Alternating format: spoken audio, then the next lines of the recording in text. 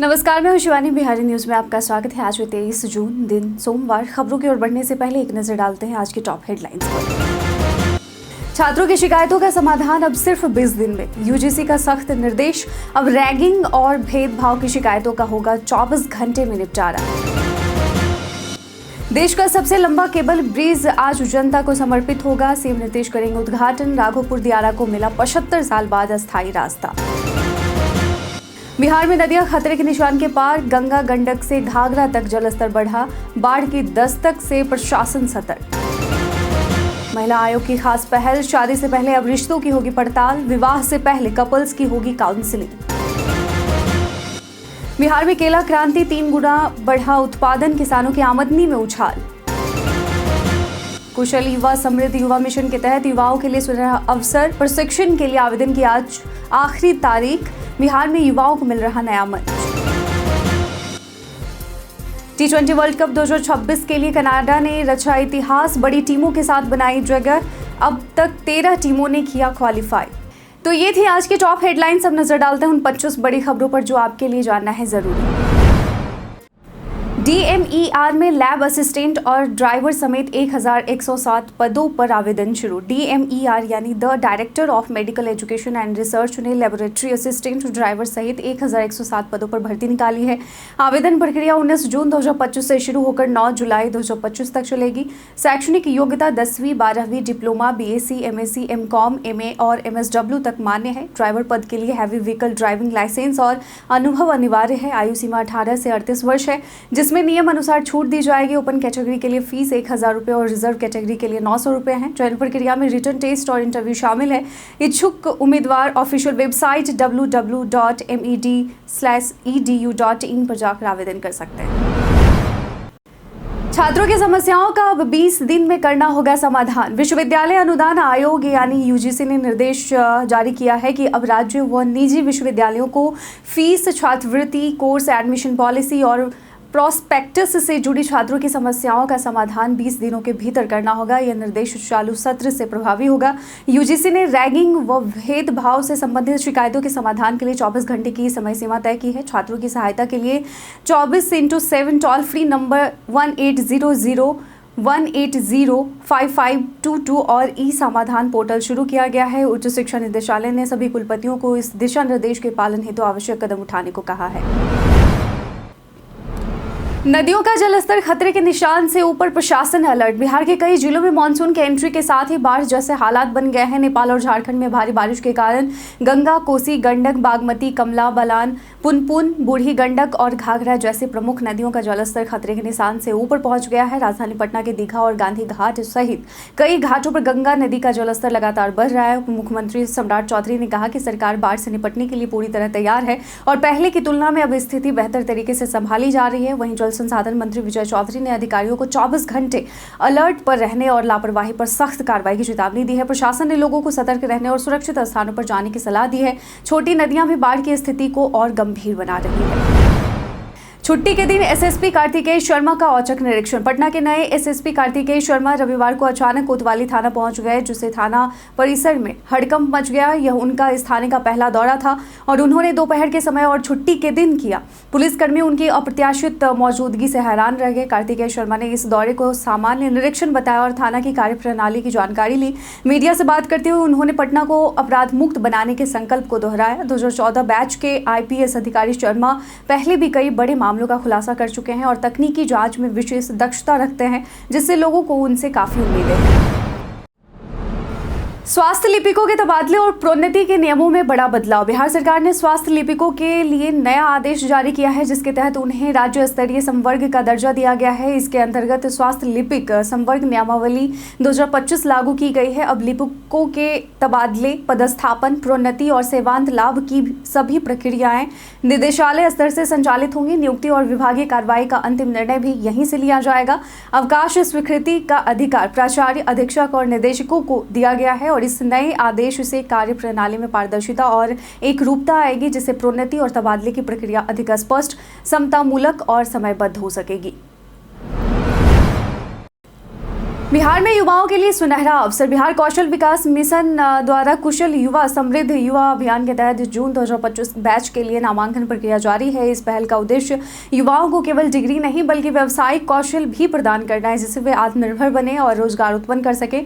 BSCFA यानी Bihar state certificate कार्यक्रम के तहत प्रशिक्षण दिया जाएगा। इच्छुक उम्मीदवार 23 जून 2025 यानी आज तक आवेदन कर सकते हैं। आज यानी आखिरी तारीख है और यह मिशन युवाओं को शिक्षा, हुनर और रोजगार के माध्यम से समृद्धि की दिशा में अग्रसर करने का सशक्त प्रयास है। देश के सबसे लंबे केबल ब्रिज का आज CM करेंगे उद्घाटन। बिहार में 75 साल बाद राघोपुर दियारा के लोगों को बड़ी राहत मिलने जा रही है। देश के सबसे लंबे केबल ब्रिज कच्ची दरगाह बिदुपुर 6 लेन पुल का 1 लेन का आज मुख्यमंत्री नीतीश कुमार उद्घाटन करेंगे। इसकी कुल लंबाई 22.76 किलोमीटर है, जिसमें मुख्य पुल 9.76 किलोमीटर लंबा है और लागत 4,988.40 करोड़ रुपए है और यह पुल पटना और वैशाली को जोड़ेगा। खासकर राघोपुर दियारा के लोगों को बरसात में नाव से पार होने की मजबूरी से मुक्ति मिलेगी और क्षेत्र में बुनियादी सुविधाओं के विकास का रास्ता खुलेगा। बिहार पर्यटन में आज हम बात करेंगे अहिल्या स्थान की। अहिल्या स्थान बिहार के दरभंगा जिले के अहियारी गांव में स्थित एक प्रसिद्ध धार्मिक स्थल है, जो सीतामढ़ी से 40 किलोमीटर पूर्व और कमतौल रेलवे स्टेशन के पास है। और यह स्थान पौराणिक कथा अनुसार वह स्थल है जहां त्रेता युग में भगवान राम ने ऋषि विश्वामित्र की आज्ञा से पत्थर बनी अहिल्या का उद्धार किया था। यहाँ विशेषकर रामनवमी के दिन श्रद्धालु अहिल्या रोग से मुक्ति के लिए गौतम और अहिल्या कुंड में स्नान कर बैंगन का भार चढ़ाते हैं। और इस मंदिर की खासियत यह है कि यहाँ पूजा महिला पुजारी द्वारा कराई जाती है और नेपाल से भी भारी संख्या में श्रद्धालु आते हैं। बिहार बोर्ड 9वीं से 12वीं क्रॉस वर्ड प्रतियोगिता के लिए 25 जून से होगा आवेदन। बिहार विद्यालय परीक्षा समिति द्वारा 9वीं से 12वीं तक के छात्रों के लिए क्रॉस वर्ड प्रतियोगिता का आयोजन 10 जुलाई से किया जाएगा। 25 जून से 5 जुलाई तक ऑनलाइन पंजीयन होगा, जबकि 6 से 9 जुलाई तक अभ्यास सत्र चलेगा। जिला स्तरीय ऑनलाइन राउंड 10 से 25 जुलाई तक होगा और उसका परिणाम 26 जुलाई तक घोषित किया जाएगा। राज्य स्तरीय ऑफलाइन प्रतियोगिता 30 जुलाई को पटना स्थित समिति मुख्यालय में होगी, जिसमें हर जिले से 2 शीर्ष प्रतिभागी भाग लेंगे। प्रतियोगिता में भाग लेने के लिए छात्र वेबसाइट www.b3c.biharboardonline.com या BSEB क्रॉस वर्ड ऐप के माध्यम से रजिस्ट्रेशन कर सकते हैं। बार बार गिर रही आकाशीय बिजली पर NGT ने मांगा जवाब। बिहार में बार बार आकाशीय बिजली गिरने की घटनाएं बढ़ गई हैं, जिससे 2016 के बाद से 2000 से ज़्यादा लोगों की जान जा चुकी है। राष्ट्रीय हरित प्राधिकरण यानी NGT ने इस पर संज्ञान लेते हुए केंद्रीय प्रदूषण नियंत्रण बोर्ड और अन्य संबंधित विभागों से जवाब मांगा है। और एक रिपोर्ट के अनुसार शराबबंदी के बाद ताड़ी पर प्रतिबंध लगने से राज्य में बड़े पैमाने पर ताड़ के पेड़ों की कटाई हुई है। ताड़ के पेड़ बिजली को आकर्षित कर जान माल की रक्षा करते हैं, लेकिन इनकी संख्या घटने से अब बिजली अन्य संरचनाओं पर गिर रही है, जिससे नुकसान बढ़ रहा है। क्या आपको भी ऐसा लगता है? तो हमें कमेंट सेक्शन में लिखकर जरूर बताइएगा। बिहार में केला का 3 गुना बढ़ा उत्पादन। बिहार ने केला उत्पादन में गजब का रिकॉर्ड बनाया है। जहां 2004-05 में 5.48 लाख मीट्रिक टन उत्पादन था, वहीं 2022-23 में यह बढ़कर 19.68 लाख मीट्रिक टन हो गया है, और यानी 3 गुना से अधिक की वृद्धि। और यह उपलब्धि नीतीश सरकार के कृषि रोड मैप और टिश्यू कल्चर तकनीक के सफल क्रियान्वयन से संभव हुई। टिश्यू कल्चर से तैयार G9 मालभोग व चिनिया जैसे रोग मुक्त पौधों ने उत्पादकता और किसानों की आमदनी दोनों बढ़ाया है। राज्य सरकार द्वारा 50% अनुदान देकर 2024-25 में 3,624 किसानों को लाभ पहुंचाया गया है। और यह पहल न केवल कृषि में तकनीकी प्रगति का उदाहरण है, बल्कि किसान समृद्धि की दिशा में एक मजबूत कदम भी है।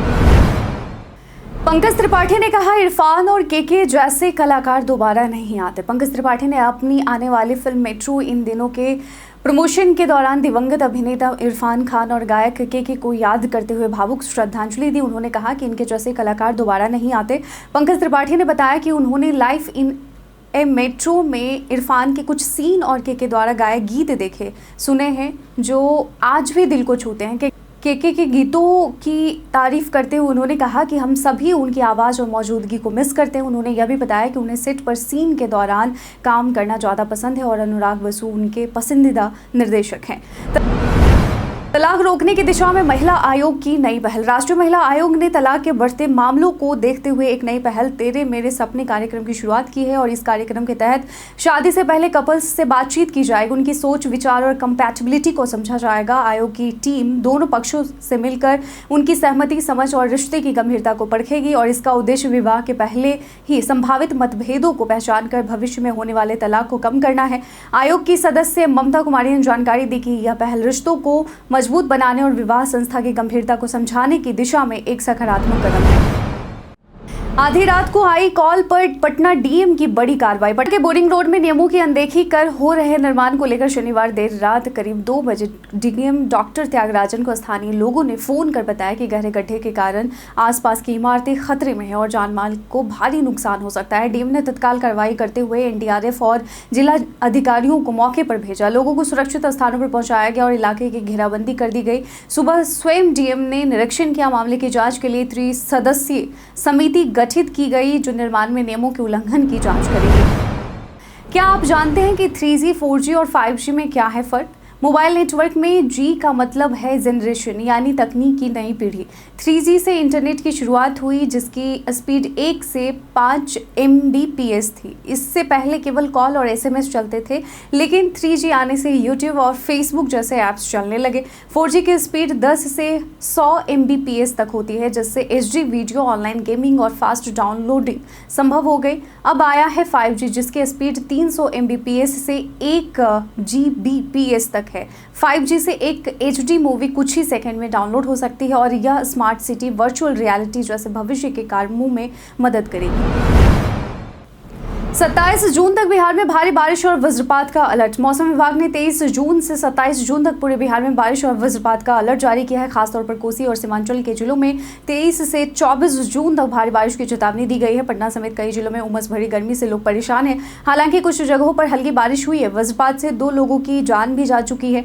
मौसम विभाग और आपदा प्रबंधन प्राधिकरण ने लोगों से अपील की है कि खराब मौसम के दौरान घर में रहें, बिजली से चलने वाले उपकरण बंद करें और धातु से संपर्क में न आए ताकि जान माल की सुरक्षा सुनिश्चित की जा सके। पटना में पंचायत सीजन 4 का अनोखा प्रचार। पटना के मरीन ड्राइव पर अमेजन प्राइम की वेब सीरीज पंचायत के सीजन 4 के प्रचार के लिए एक अनोखी इंस्टॉलेशन लगाई गई है जिसमें विशाल लौकी और कुकर की डमी दिखाई दे रही है। यह दृश्य ऐसा है जैसे कुकर से लौकी को मारा जा रहा हो और यह डमी वेब सीरीज के नए सीजन की कहानी को दर्शाती है जिसमें प्रधान जी की पत्नी का चुनाव चिन्ह लौकी और प्रतिद्वंदी भूषण की पत्नी का चुनाव कुकर बताया गया है। ट्रेलर में दोनों के बीच चुनावी टकराव को दिखाया गया है जिसे यह मूर्ति प्रतीकात्मक रूप से पेश करती है। नया सीजन 24 जून को रिलीज होगा। क्या उड़ान के दौरान प्लेन का दरवाजा खुल सकता है? उड़ते समय प्लेन का गेट खोलना लगभग असंभव होता है क्योंकि प्लेन के अंदर का दबाव बाहर की तुलना में बहुत अधिक होता है जिससे दरवाजा खोलने के लिए असाधारण ताकत की जरूरत पड़ती है। उदाहरण के तौर पर अगर प्लेन 35,000 फीट की ऊंचाई पर है तो बाहर का दबाव बेहद कम होता है जबकि अंदर का दबाव अधिक होता है और इस स्थिति में दरवाजा खोलने के लिए 12 से 15 टन ताकत की ज़रूरत होती है जो किसी इंसान के लिए संभव नहीं है। इसके अलावा प्लेन क्रू हर उड़ान से पहले सभी दरवाजों की जांच करता है और इमरजेंसी एग्जिट तब तक नहीं खुल सकते जब तक प्लेन ज़मीन पर न हो। लोकसभा चुनाव में राजनीतिक दलों द्वारा किए गए खर्च का ब्यौरा आया सामने। लोकसभा चुनाव में राजनीतिक दलों द्वारा किए गए खर्च का ब्यौरा सामने आया है जिसमें राजद का 90% से अधिक खर्च यात्राओं पर हुआ है। एडीआर की रिपोर्ट के अनुसार राजद ने 8.715 करोड़ रुपए खर्च किए हैं जिनमें से 7.5718 करोड़ रुपए केवल यात्रा मद में गए जो तेजस्वी यादव की चुनावी यात्राओं पर केंद्रित रहा। जदयू ने 31.376 करोड़ रुपए खर्च किए जिसमें प्रचार और यात्रा दोनों प्रमुख रहे। लोजपा रामविलास ने कुल 1.1123 करोड़ रुपए खर्च किए जिसमें अधिकांश राशि प्रत्याशियों को देने में गई। वहीं भाकपा माले ने 1.295 करोड़ रुपए खर्च किए जिसमें प्रचार, विविध खर्च और वर्चुअल माध्यमों का भी उपयोग शामिल है। एडीआर ने समय पर खर्च विवरण देने और निगरानी व्यवस्था की सिफारिश की है। लालू यादव आज राष्ट्रीय अध्यक्ष के लिए करेंगे नामांकन। लालू प्रसाद यादव एक बार फिर राष्ट्रीय जनता दल के राष्ट्रीय अध्यक्ष बनने जा रहे हैं। 1997 में जनता दल से अलग होकर आरजेडी की स्थापना करने के बाद से वे लगातार इस पद पर बने हुए हैं। आगामी बिहार विधानसभा चुनाव से पहले पार्टी नेतृत्व में कोई बदलाव नहीं होगा। 23 जून को यानी आज पटना में वे औपचारिक रूप से नामांकन दाखिल करेंगे। पार्टी के अनुसार राष्ट्रीय अध्यक्ष के चुनाव की प्रक्रिया अधिसूचित कर दी गई है। लालू यादव का निर्विरोध चुना जाना तय माना जा रहा है। हाल ही में पार्टी ने मंगनी लाल मंडल को बिहार प्रदेश अध्यक्ष नियुक्त किया है।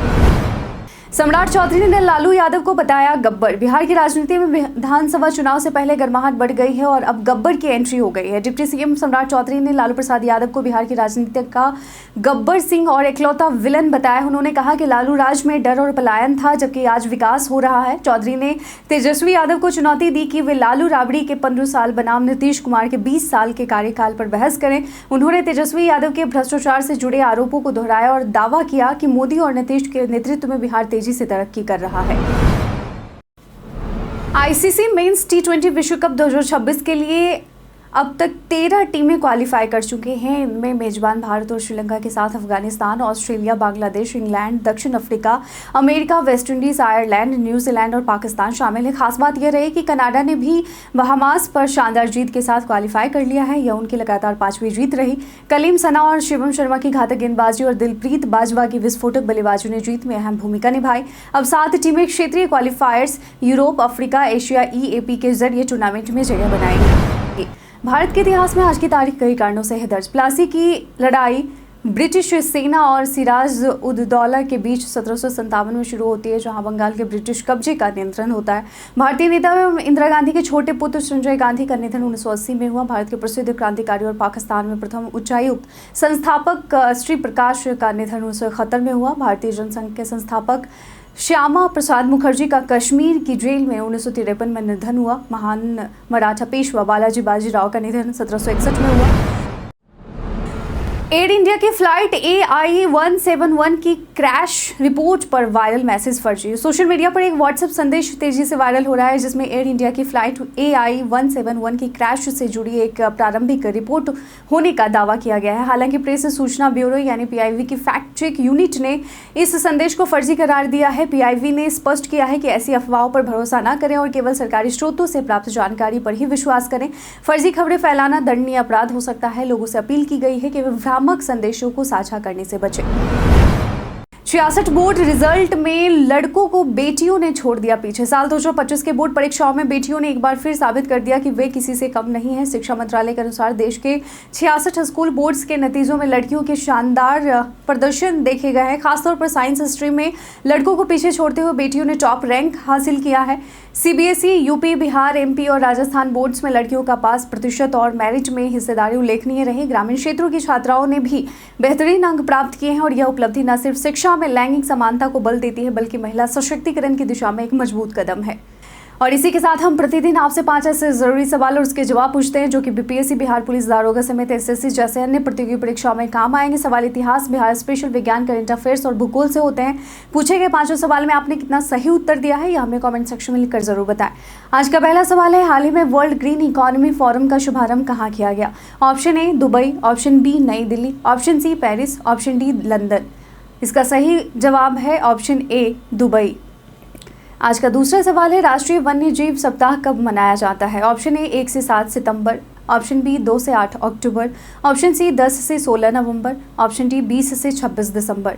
इसका सही उत्तर है ऑप्शन B 2 से 8 अक्टूबर। इसका चौथा सवाल है, हाल ही में ICC महिला T20 विश्व कप किस देश ने जीता?